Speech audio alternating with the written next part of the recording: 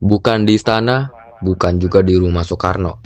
Tapi siapa sangka kalau naskah proklamasi negara kita itu tuh dirumuskannya di rumah seorang penjajah bangsa kita sendiri. Namanya ialah Laksmana Tadashi Maeda.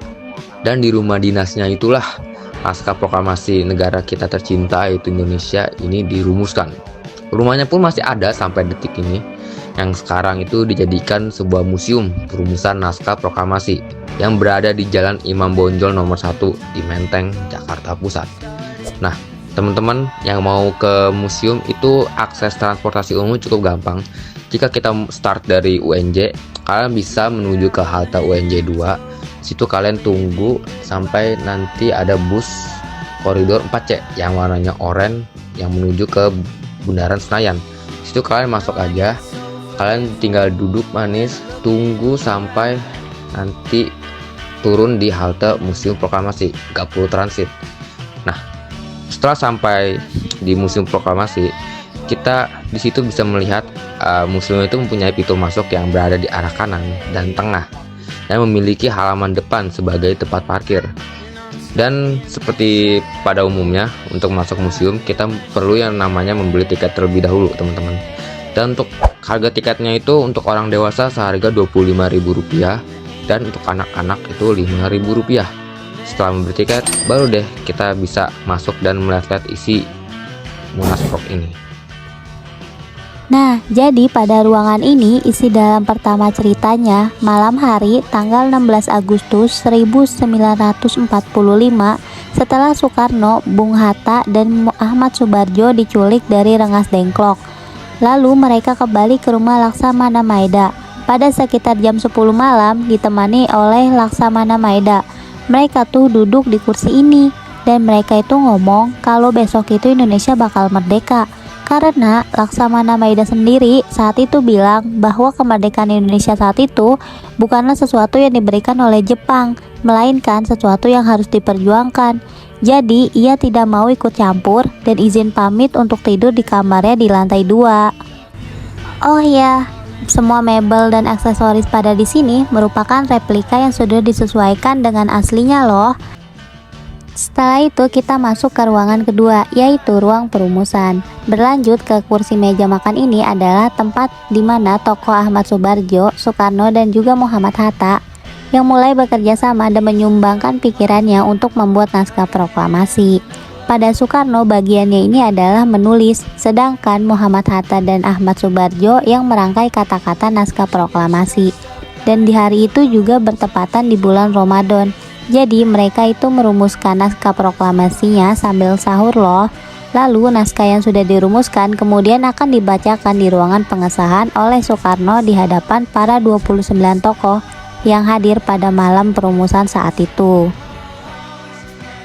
Dan berlanjut setelah naskah proklamasi ditulis, lalu naskah proklamasi itu langsung diberikan kepada Sayyidim Malik untuk diketik ulang.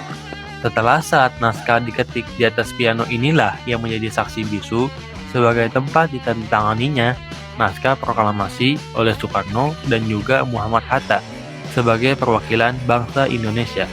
Kembali lagi saat naskah proklamasinya itu diberikan oleh Sayyidim Malik, kemudian diketik oleh Sayyidim Malik di ruang kerjanya Laksamana Maeda yang berada di bawah tangga.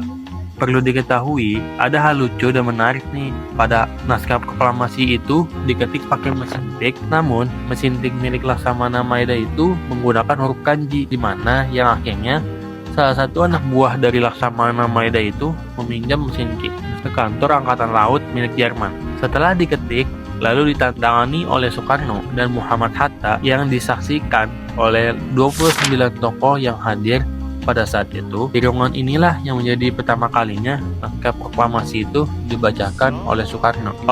Karena sebelumnya keesokan paginya itu akan dibacakan ulang, pun rencana pembacaannya itu dilaksanakan di lapangan Ikada yang sekarang disebut sebagai Monas.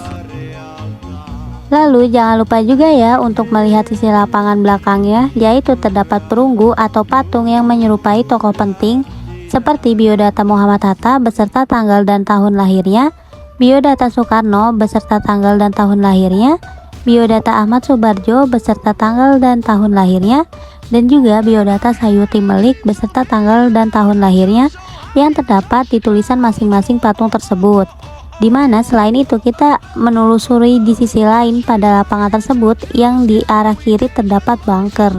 Menurut CNN Indonesia sih, bunker ini berfungsi untuk perlindungan diri dari serangan udara atau untuk melarikan diri. Melarikan diri kemana ya?